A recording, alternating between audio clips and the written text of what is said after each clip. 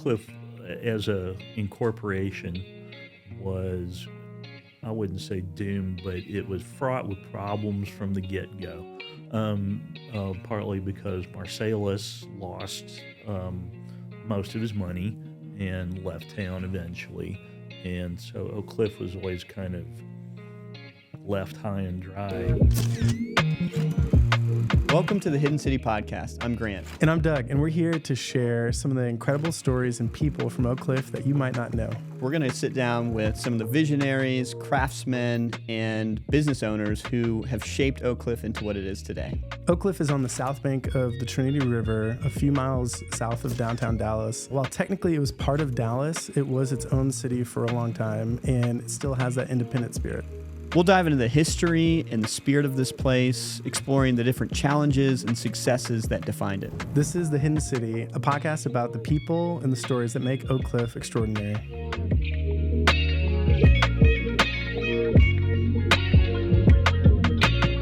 Well, welcome to another episode of the Hidden City Podcast. We're here today with John Slate, who is the city archivist for Dallas. So, John, thanks for being on the show.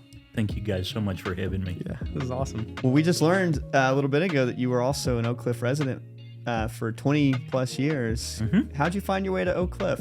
Well, I'm originally from Austin, born and raised, have 2 degrees from UT Austin, and I worked, my first professional job outside of the university archives was at the Hertzberg Museum, which is a part of the San Antonio Public Library. Oh, cool. So I was there for a little while, and then I came up to Dallas on a federal grant to work in a private nonprofit arts education foundation. Wow. And that was a good experience, and that eventually led to my joining the city of Dallas in 2000 as the city archivist. Wow. But as far as Oak Cliff goes, I first landed in East Dallas, and then after a year, I met my future wife, who lived at 10th and Winnetka. Nice. Oh, there you go. That's and great. she had a sweet little apartment, and when I became the boyfriend and future husband, she was looking for houses and found this really nice place. In fact, an excellent place off of South Beckley in the Beckley Club neighborhood. And so the boyfriend stayed at, then took over the old apartment. Got it. So I lived at 10th in Winnetka for a year, Oh, cool. year and a half. Nice. And then the big question came up, which is, when are you moving in? And That's awesome. And yeah, and so I fell in love with Oak Cliff quickly. That's awesome. It's a wonderful place. The rolling hills of Oak Cliff remind me a great deal of South Austin, which also is near and dear to me. That's awesome. We hear that a lot, Yeah, actually. yeah. The Austin, South Austin Yeah. comparison, and then even East Dallas and Oak Cliff share their similarities too. Oh yeah. Yeah, for sure. So, okay, John, as a city archivist, I mean, your job is to help preserve the history of Dallas. Like, tell us about that role. Tell us, like, Well, tell why us don't I about start it. by Yeah. telling you a little bit about the municipal archives itself. Great. The archives serves the citizens and employees of the city of Dallas to preserve and make accessible the records of essentially of Dallas city departments. So the way you want to think about it is like police or fire or sanitation or the library or whatever department you can think of, we have some of their records. Yeah. And the history of Dallas government is great because it spans the entire history of the city. I mean, it was a little village before it was incorporated, but starting in the 1850s, the history of the city is directly tied to the government. and you know, being a little frontier town, you know, it got different kinds of what you would think of today as city services, like law enforcement, you know, which was started because there were, you know, was depredation in the area, and the citizens wanted a professional, somewhat professional, force to protect life and limb.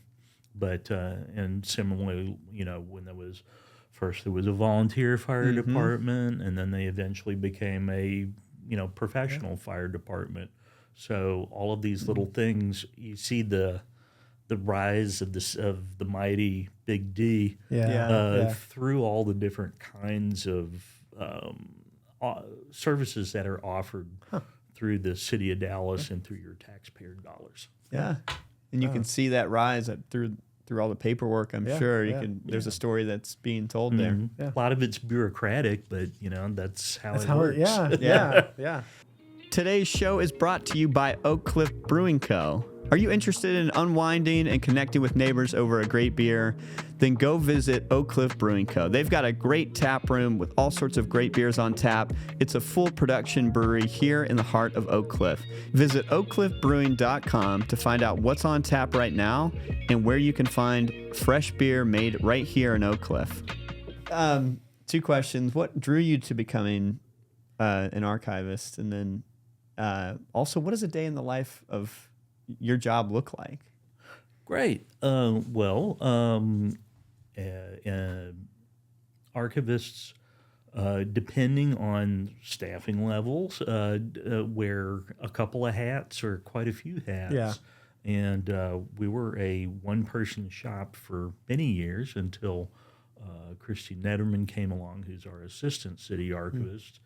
And we are pretty much tag team on all of the different facets and responsibilities for the archives, which includes providing reference both internally and externally, and preserving materials, which in many cases means rehousing them, getting them out of damaging situations and environments and into boxes and folders that are, you know, a lot kinder for their to ensure their survival. But we take on research tasks for the mayor and council. Any department that asks for information, we will do whatever we can to help. Yeah. That's cool. And I would say that we have about a 70-30 split of our clientele. So about 70% of our customers are internal, because they have gotten the message that we have a lot of good stuff that will help them. Yeah. And I would say about 30%. For some reason, the citizen use of the archives has kind of decreased a bit, but you know, every now and then we get a spike. That's pretty cool. So as a citizen, what does it look like to interact with the archives? Can I show up and make an appointment, or how does that normally look? That's how we work. We're too small for drop-ins, unfortunately. I really wish we could. I used to work in a drop-in situation many times, but yeah, you would make it an appointment to come in, because we're in City Hall. We're open Monday through Thursday, and we take appointments between 9 a.m. and 4 p.m. Cool. But we have a little short orientation on how we would prefer you to use our materials and take care of them. And we have our guides online for about 50 to 60% of our collections have inventories that will show you what's in the box. Wow. Or cool. boxes. Yeah. And if you identify in advance which boxes you need, we'll have them pulled for you and try to make your job as easy as possible. That's cool. I'm saying it wrong. It's not it's archivist or archivist. It's However- wherever you come from, Okay. it's fine. Okay. I feel like you keep I messing think that I would up. say archivist, Archivist, based on the way okay. I like John. Okay. Archivist, or it's I like know. I was like, I think it's I'm like messing this up. piano or piano. Yeah, there you that's go. right. How much twang do you want to put in it, Doug? Hopefully, I'm not like messing it up too Pecan or much. pecan. Yeah, Yeah. pecan. Always been a pecan. Or bacon. Oh gosh, that's hilarious. Well, okay, so as you've been in this role as an archivist for so many years, has there been any discoveries you've made or anything that you've been like, wow, I would have never have thought this, but I found this? There's a yeah. lot of ahas Yeah. in the municipal archives, and hardly a week goes by without finding something interesting. That's Fortunately for me, I'm easily interested and amused, but let's see, a good case in point is the World Cup is coming back to the DFW area, and a lot of people who are excited about that. And we're particularly excited in city government because we're going to be the host for the International Broadcast Center. And we did that as well in '94. I actually came up from Austin for one of the games at the Cotton Bowl, and that was wonderful. How cool. That's awesome. But I knew that the broadcast center was based in Fair Park. Wow. And a colleague I work with was kind enough to say, hey, we found some records that look like it's the paperwork for creating the broadcast center. I'm like, interesting. We took a look at those, and they're good information. And my higher-up colleagues who are actually building the new one for this coming World Cup were very interested because this had all the number crunching in it. Wow. It had all of the infrastructure information about how to set this up. We even turned up some slides of the construction of the original one. That's So awesome. it's Yeah. nice. Yeah.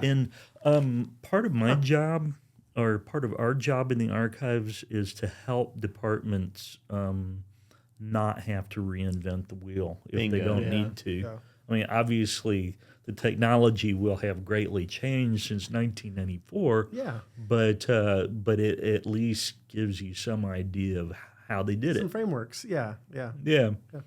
And different, things that had to be, issues that had to be considered in putting it together. And so that's a good example of how we support city departments. That's cool. It's great. Yeah. Yeah. So it similarly with park department is my other big example. Is let's take an Oak Cliff example. I love it. When there was the renovation going on of Lake Cliff Park, it's got a sort of pavilion there and the rose garden that's there. That's off of Zang. No, Beckley. Zang. Yeah. Zang turning into Yeah. Beckley. But they were doing work on it. The park department was, and they were looking at, like, say, roofing material. And one of my colleagues said, "Have we checked to see if you have plans?" And we have the original Works Progress Administration hand drawn Oh, wow. designs for the pergola and Yeah. shelter that's there. And they actually stopped work in the field so they could take a look at these and adjust plans Based off of that. to look at what the original materials were. Seriously. So that's my idea of really good, responsible historic preservation. Yeah. And city takes a lot of hits for, not doing right by certain things in historic preservation, but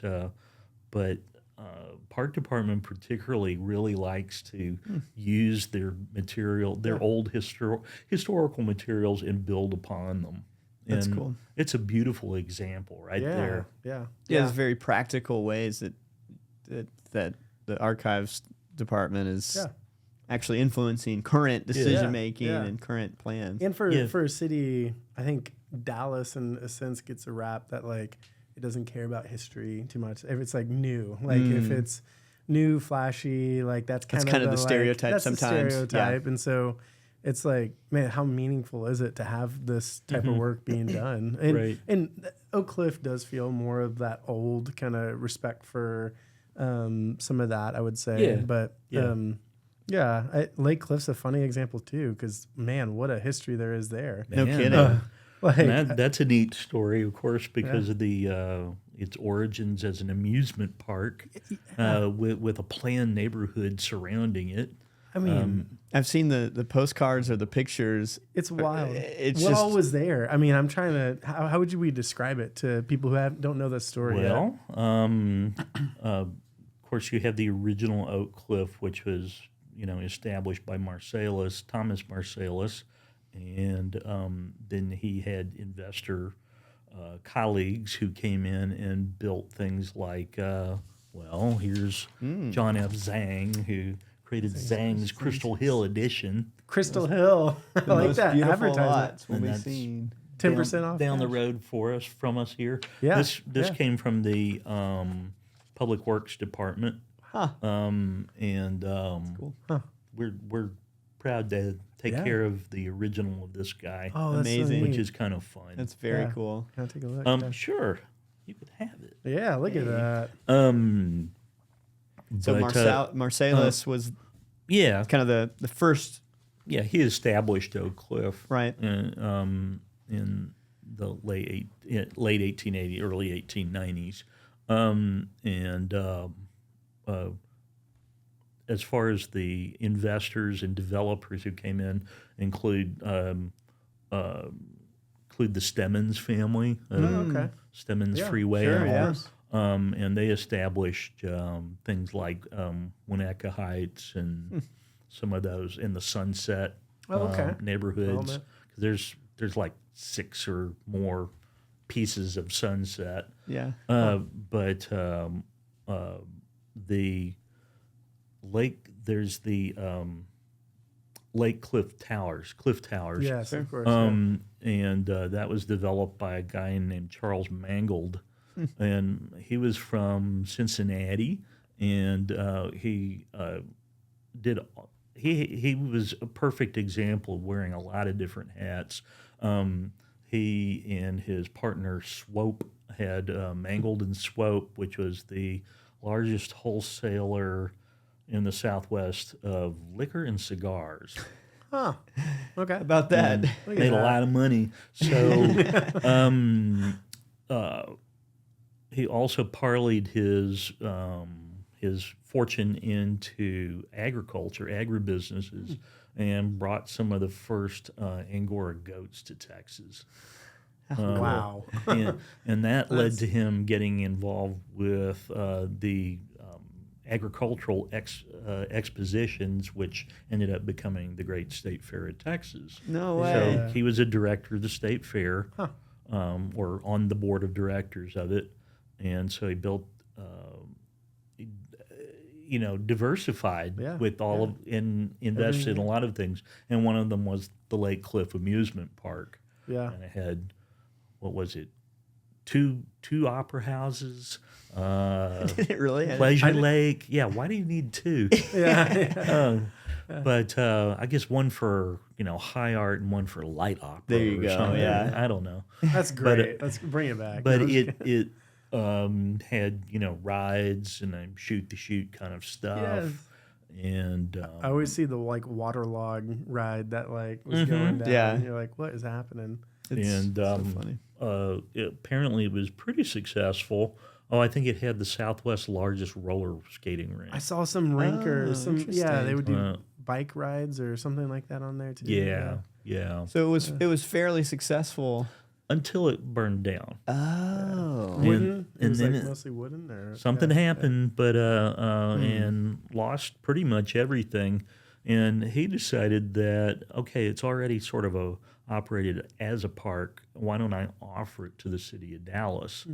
And in the park department records, they have the exchange with the city. And somewhere in there is a little newspaper clipping, probably from the Dallas News, and some citizens felt like that it was a raw deal and wasn't a good investment, and because it burned down, and we have a photograph of it after it's fired. It's just Everything's just singed everything. yeah, it's sad. Yeah. But so understandably, a number of people wondered if this was a raw deal. Yeah. And Mangold himself wrote back into the paper and said, "Look, if you don't like this, I'll buy it back." Yeah. Oh, how about And, that? Yeah. And So it funny. ended up becoming one of the best parks in Dallas, Yeah. in my opinion. Yeah. Had the first public swimming pool. Oh, really? Which in the was city of Dallas? yeah. Wow. So it helped initiate the what was then really important, because this is pre-air conditioning. Yeah. So Yeah. people really needed places to go in the summer. Yeah. Okay. And it was a large gravel bottom. It wasn't a plastered in pool. It's just gravel in the bottom. So yeah, and it ran from the teens until the late 1950s, when they finally gave up on it partly because of the filtration system was so hard to upkeep. Yeah. There is a common myth that it was closed due to the polio scares of the 50s. Wow. And I still run across quite a few people who say, well, I was told that it closed because of the polio scares. It's like, nah. Filtration system. and then Yeah. some people will also say, well, it was closed due to the segregated nature of pools in the city of Dallas at that time. And honestly, it's the filtration system. I mean, from 1915 to 1955, that's a long life for a pool. No kidding. Yeah. And one that was as crudely put together. as It's the that first one. one. And I think they were trying to move into, a modern era with plastered pools and things like that. So there's a good example of myth versus reality right there. That's a fun topic too. The myth versus reality. Are there any other big ones that come to mind when you think about It's endless. endless? Well, staying focused in Oak Cliff. I mean, Well, yeah, I keep thinking about the annexation of Oak Cliff as an interesting thing, and it seemed like at the time maybe some people thought that was a raw deal, at least residents of Oak Cliff, from what I've read. But you probably know the story a lot better than Doug or I do, so we'd be interested in hearing about that. Well, let's see. I think it was incorporated in 1890, if I'm not mistaken, and it was kind of Oak Cliff as a incorporation was, I wouldn't say doomed, but it was fraught with problems from the get-go. Partly because Marsalis lost most of his money and left town eventually, and so Oak Cliff was always kind of left high and dry. And this, place that Marsalis, advertised it as the Brooklyn of the South. That was Marsalis who came up with that I tagline. think so. Yeah. We've heard that before. I didn't realize that it's connection. like, wow. But there was a lot of trouble in building it up, getting developers to come in, and anyhow, I don't know exactly the circumstances behind it, but I believe that there were enough city services that were desired or couldn't be maintained by a small town. Because you have to collect taxes to operate schools and provide sanitation and build roads and maintain all of that. No kidding. And sometimes it's just better to merge. Yeah. And that's what they did in 1903. Now, speaking to the sort of independent nature of Oak Cliff, I still know people who grew up here when they had artesian wells, backyard water wells, and they were allowed to keep them for many, many years before there was more, unfortunate groundwater pollution. But there were people who really fought it, and it's like, well, by the 50s, the city was starting to build more water mains to literally tap into the city's water system, and a lot of people didn't want to do it because it's like, I like artesian well water; it tastes better. Yeah. And So there was It's even amazing. resistance to basic stuff like water. I mean, that's so if you want The examples of the sort of independent nature of No Oak Cliff, kidding. it runs deep. yeah. I'm just thinking of Oak Cliff artesian wells. That sounds amazing. That's one that And we have a map of them too. Do If you really? Yeah, because I want water to see that map someday. Let's go Dallas down to water the- utilities, maintain them or at least kept records on them, Huh. and they show you kind of where they were, and they've all been capped off Yeah, eventually yeah, because they're, groundwater just eventually gets, fouled, Yeah. Mhm. Yeah. construction and things like that. Yeah. But So Oak Cliff becomes part of Dallas, 1903. And even yet, people were still resisting that years down the line. yeah, When you think about Oak Cliff as a part of the Dallas story, what comes to mind for you in terms of, Oak Cliff's history and what it contributes to the broader Dallas story? Well, of course, one thing I encountered when I moved to Dallas was the fact that Oak Cliff was dry Oh yeah, when I Yeah. got here, Yeah. and so how do you operate in the 20th century with,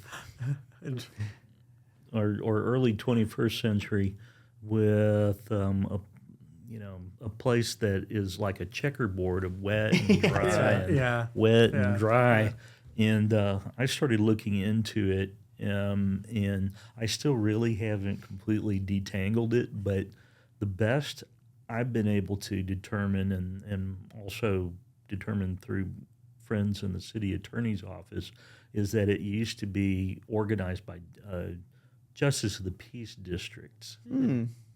And they would kind of choose. or I like- guess so, Huh. but That's interesting. I don't really have a good explanation for it, but Oak Cliff went dry and then went wet several times, and then they finally voted in. Yeah. What, about 15 years ago? Well, I think of even some of the places where you had to have a membership yeah. in order to Oh yeah, buy a drink, Yeah. and how even that piece of history lingers on. For sure. yeah. But it when I was living in Oak Cliff, I used to say, "Shall we gather at the river?" Go down to River Cut Go to Liquor liquor somewhere. store Yeah. on Industrial. Shall we gather at the river? Because literally, I mean, I'm driving home from work, and the first place you hit Is is this line of liquor stores On the on riverfront. along the Trinity River? on Riverfront, aka Industrial. That's funny. This episode and every episode of the Hidden City podcast is brought to you by Waxspace. Waxspace is known as a co-working space in the neighborhood, but did you know that we also are open to rent to the public for private events?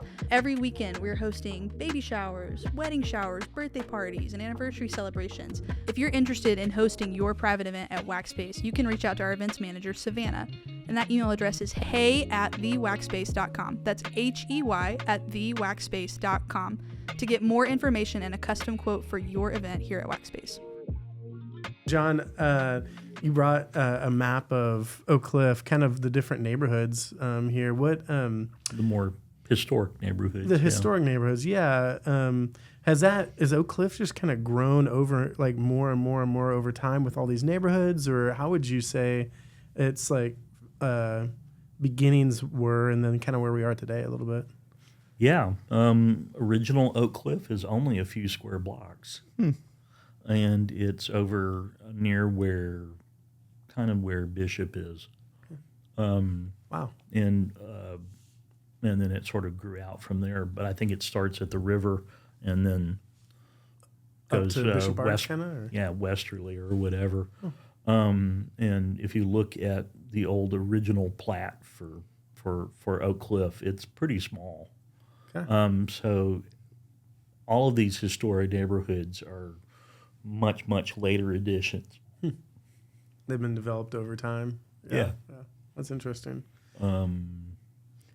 Oak Cliff has so many stories Yeah. that are famous. I mean, I can think of the utopian French colony, Right? La La Reunion. Reunion, yeah. I think of Lee Harvey Oswald, Bonnie and Clyde, all Stevie that. Ray Vaughan. There's Yeah. just so many iconic For sure. storylines. Yes. Tell us. I'd be remiss if I didn't ask about JFK. Yeah. and, Too, yeah. Well, you have to. You got to. Yeah, you got Well, to. we City of Dallas and by extension the Dallas Municipal Archives it still possesses the Dallas Police Department's historical records on JFK, and these are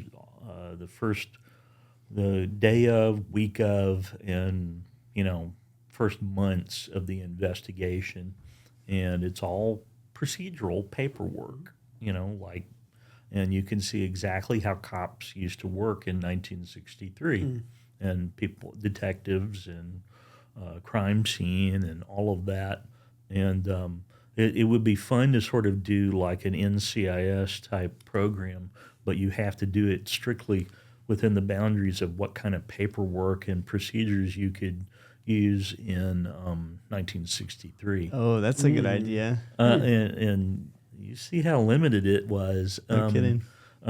Part of the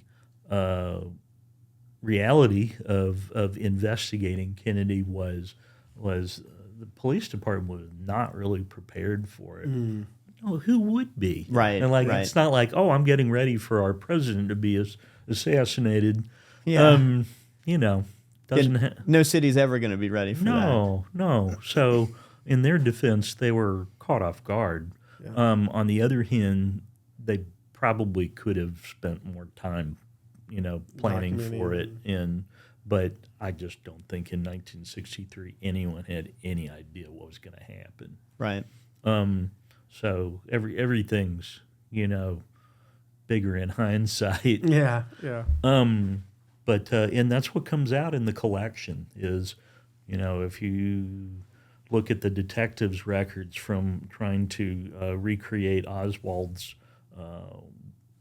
path, I guess you will, from the school book depository and into stopping by his place on Beckley and then running up Jefferson. There's a hand-drawn map that's on graph paper by a city detective. It's really crudely drawn, but Shows you the that's route. what they had, Yeah. or didn't have. Yeah. Mm-hmm. But the collection has wonderful photographs in it. There are about 400 or so images that are all first day, first week evidence photography.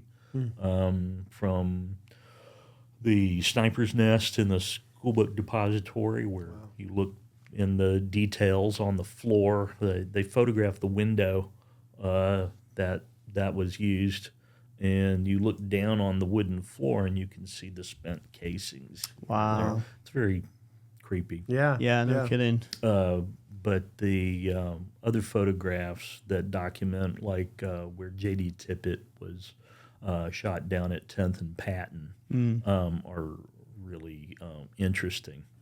And in most of these photos, there's almost no people. This is all like a crime scene. Evidential kind of. So the people are somewhere out of the frame. Huh. Oh, strange. That's But also kind of creepy. it is. Seeing- It really seeing it's spooky for Yeah. sure. But the Oak Cliff stuff is real interesting.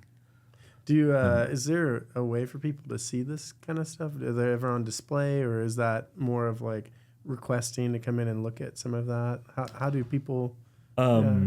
Well, that's interesting you bring that up because the collection was processed or made ready for public use in the late 1980s and we were approached by an upstart computer company called Wang Laboratories. Where are they now? They were actually a competitor with Microsoft. Oh, wow. And they created an early Windows interface.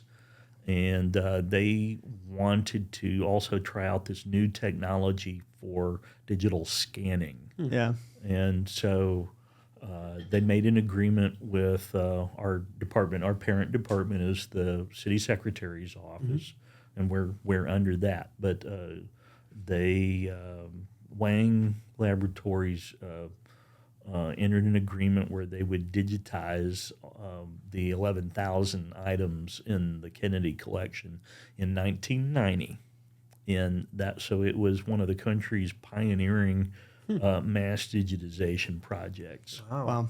And everything was scanned at 1-bit depth, if you're familiar with what that means in scanning terminology, which means it's very flat and did not pick up things like pencil or handwritten things. It can't resolve on things that don't have a consistent type to them.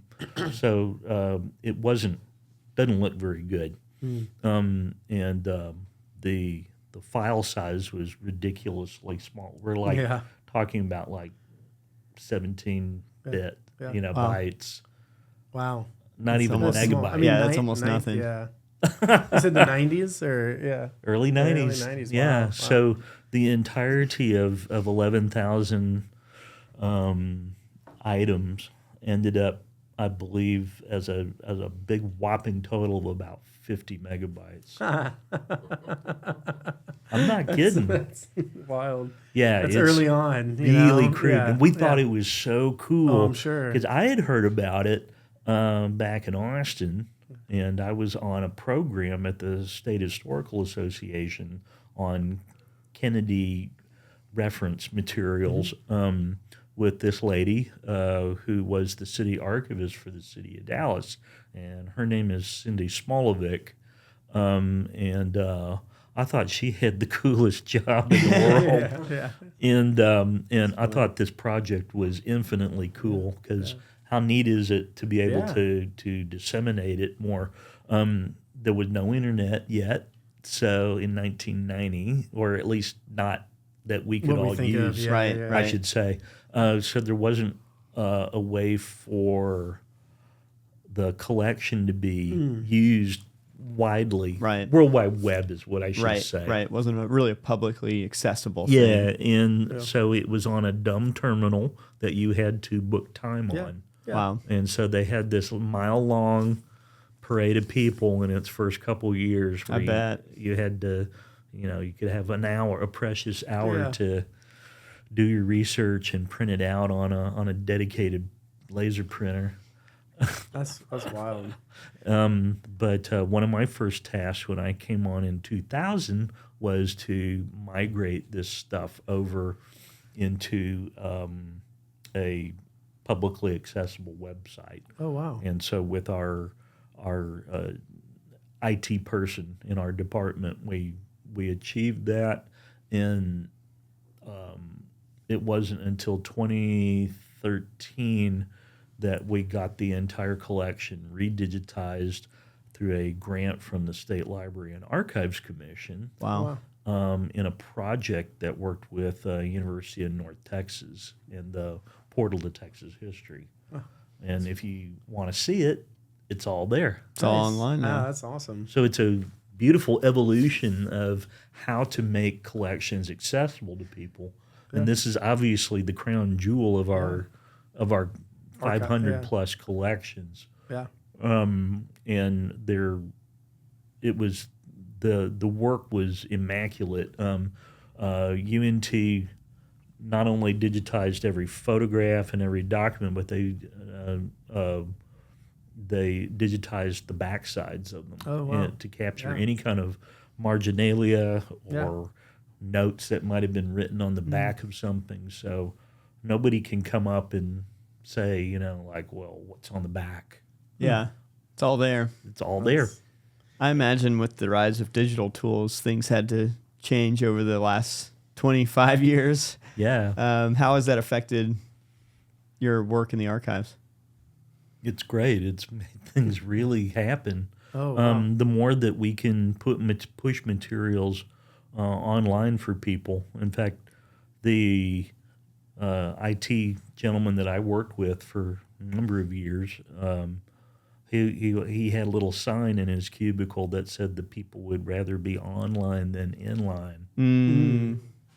And never more true than today. That's right. Yeah. But I really relish our relationship with the Portal to Texas History at up in Denton at UNT, and we keep working with them in various different capacities. And I don't know how many images, many thousands of images and documents we have on there now, but they do a lot better job than we could on our own.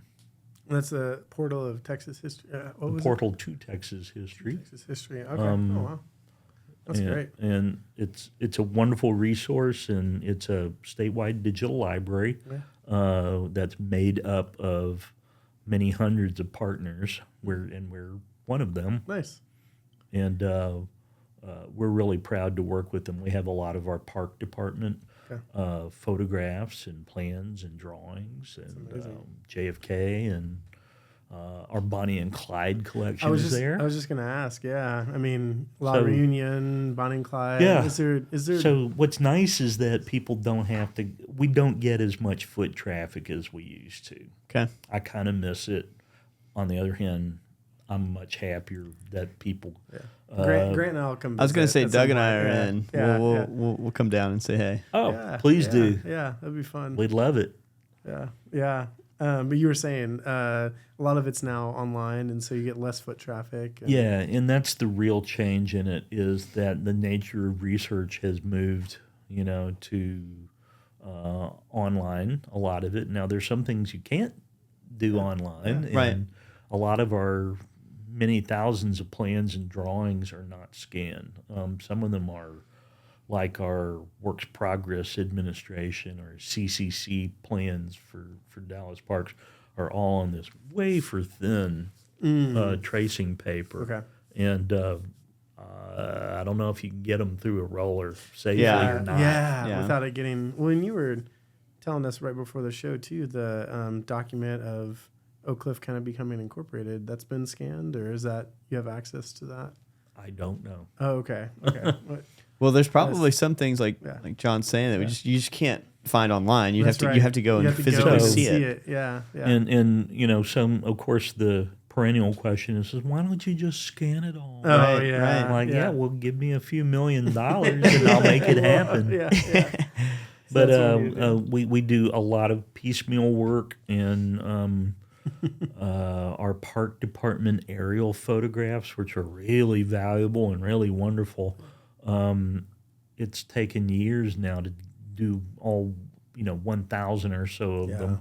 Wow. And we're going to try to finish it up, though. Nice. But I think we're up to the L's now. Okay. Something like that. Nice.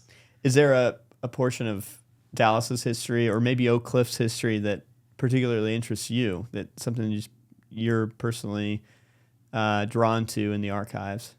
1920s and 30s. Okay. Oak Cliff there's a lot of really interesting stuff happening.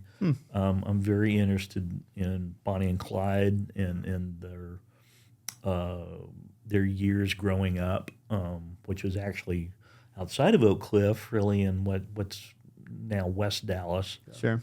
And Cement City, kind of, or would that have been Cement City or Concrete City? Yeah, something like that. Okay. Yeah, in that area, and what's now like Ledbetter area. Okay.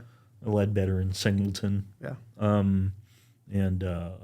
But that was outside of the city limits. West Dallas was not incorporated, and it was the Wild West, because the only law enforcement there was Dallas County Sheriff's Office. Wow. And even they didn't fool around. That's so you've enjoyed looking into more of the Bonnie and Clyde kind of stuff in the 20s but then and 30s.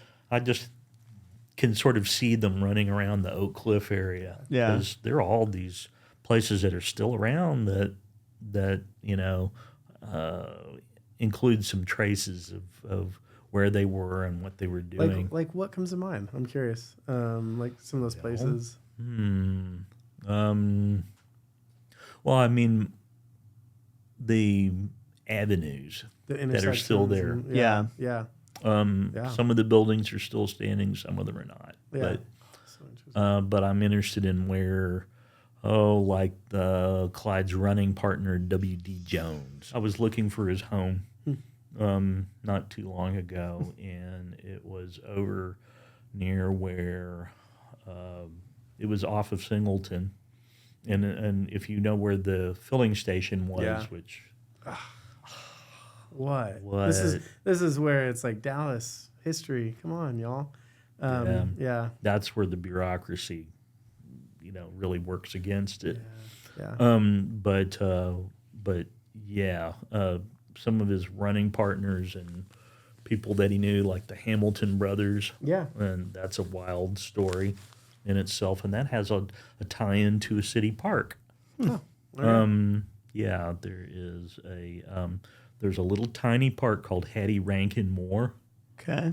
And Hattie Rankin Moore Park, looks like somebody's backyard. It's Very Small. tiny. really Yeah. small. But it was donated by what was it, Presbyterian Mission, Okay. I believe, and that's what Hattie Rankin Moore was a part of, and she was also involved in working, sort of a proto social worker, you might call her, because she worked with the boys and girls of West Dallas who didn't have, anything. And she, when she heard about the story of the Hamilton brothers, Floyd and Ray Hamilton, Have you heard of the Hamilton brothers? Ray Hamilton. Okay. Sure. Yeah. and of course they ended up, in a bad way, a real bad way. When Raymond Hamilton went to the went to the electric chair. Down in Oh, Huntsville, my. right? Wasn't it? Or was it? Huh? Was it Huntsville? I think he. Hmm? The electric chair, the prison down in Huntsville. Yeah. Was that? Yeah.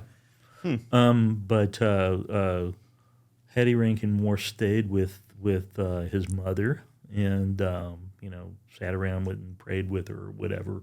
And she was interviewed, and she said the teenagers of Dallas don't have a dog's chance in life because they don't have healthy places to play, and they get into trouble and turn to a life of crime. And that was one reason why she felt so strongly about providing, healthy outlets for Dallas youth. Wow. And so that's the genesis of Hattie Rankin Moore Park.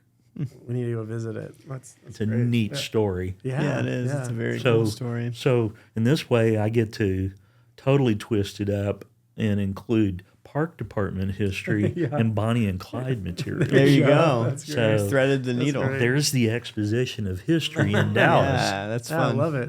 That's awesome. really neat. Well, John, thank you so much for chatting with us. I think we could talk to you for another couple hours, Yeah, but we yeah. better let you go Yeah. this All time good. around. Yeah. But thank you. This is great. Yeah. We should do this again Let's sometime. do it. Yeah, Sounds we'll come good. down and visit you too. Yeah, It'll we'll be come. fun. We'll come say hey. Oh, sure. Yeah. Thanks, John. Okay. Thanks, John. Appreciate it. Thank you.